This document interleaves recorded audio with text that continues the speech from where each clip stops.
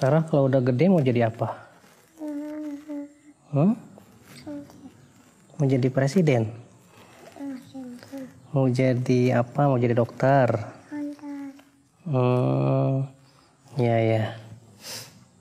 Kita terkadang ikhwatul Islam selalu bertanya kepada anak kita, nanti udah besar jadi apa? Jadi dokter? Jadi insinyur? Jadi presiden? Masya Allah, sebuah cita-cita yang bagus ya. Terkadang memberikan iming-iming kepada anak untuk mengetahui tentang cita-cita tujuan hidupnya itu bagus. Supaya apa? Memberikan motivasi. Bahkan agar ia kelak mempunyai arah di dalam kehidupannya. Tapi seringkali kita lupa untuk mengajarkan anak kita kepada cita-cita yang lebih tinggi dari itu. Yaitu bagaimana cita-cita nanti dalam kehidupan akhirat. Karena cita-cita dalam kehidupan akhirat lebih tinggi daripada cita-cita di dunia. Ibnu Hazm mengatakan, tidak ada cita-cita yang lebih tinggi daripada seseorang ingin masuk ke dalam surga. Sarah mau masuk surga kan ya? Iya. Kenapa? Karena ini sebuah keinginan yang sangat mulia sekali. Ketika kita ajarkan anak untuk supaya ia beriman kepada surga, kepada neraka, beriman kepada Allah tentang kehidupan akhirat, tujuan kita adalah mendidik si anak agar betul-betul memperhatikan tentang nasibnya dalam kehidupan akhirat. Oleh karena itulah, lihat ya para nabi dulu, ia bertanya kepada anaknya, "Ma ta'buduna min ba'di?" Apa yang nanti kamu akan sembah setelahku, nak?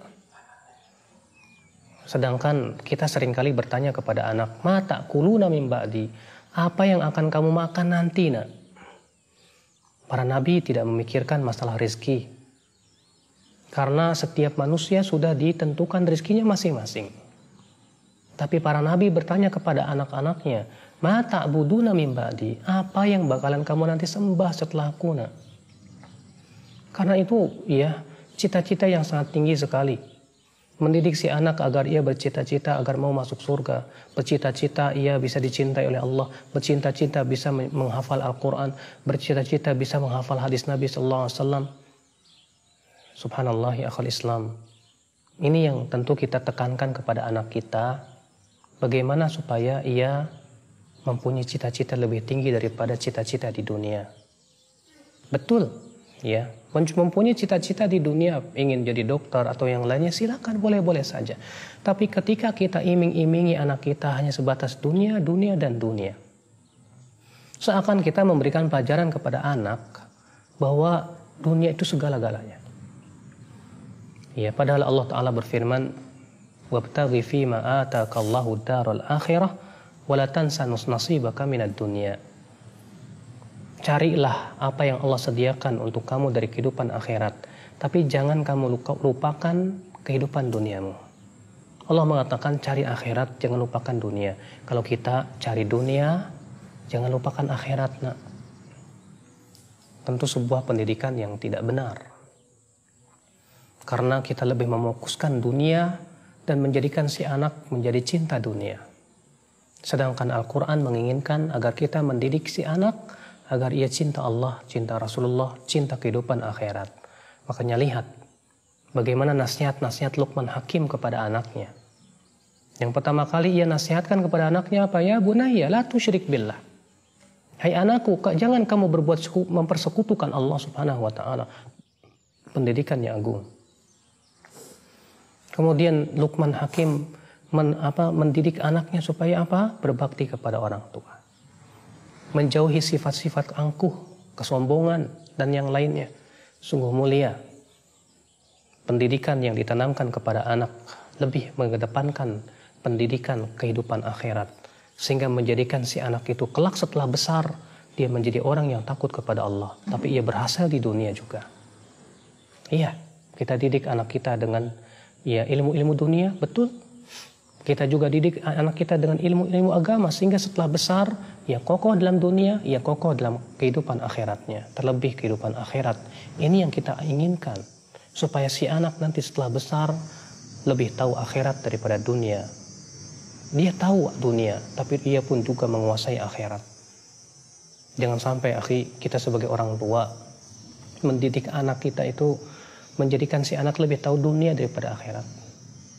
Karena itu sifat yang dibenci oleh Allah.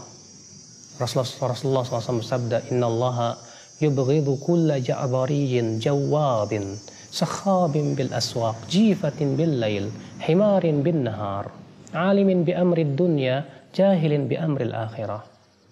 Sesungguhnya Allah benci kepada setiap orang yang sombong, yang kasar, yang suka berteriak-teriak seperti di pasar, yang bagaikan bangkai di waktu malam, bagaikan keledai di waktu siang, berilmu tentang dunia tapi bodoh tentang kehidupan akhirat. Itu Allah benci kepada orang seperti itu. Akankah kita didik anak-anak kita dengan seperti itu? Lebih paham dunia daripada memahami kehidupan akhiratnya? Akankah kita jadikan anak kita menjadi orang-orang yang dibenci oleh Allah Subhanahu wa Ta'ala? Kita sayang kepada anak, tapi ingat kasih sayang harus disertai dengan keilmuan. Oleh karena itu Allah menyandingkan rahmat dengan ilmu. Allah berfirman, Rabbana wasi'ta kulla syai'ir rahmatan wa ilma. Wahai Rabb kami, sungguh rahmat dan ilmumu meluasi segala sesuatu. Karena kita sayang kepada anak, tapi ketika sayang kita tidak disertai dengan keilmuan. Seringkali kita memanjakan anak dengan masalah-masalah dunia. Akhirnya menjadikan si anak lalai dengan kehidupan dunianya. Tapi ketika kasih sayang kita dengan ilmu, kita tahu bahwa sesuatu yang melalaikan tersebut akan berbahaya setelah ia besar.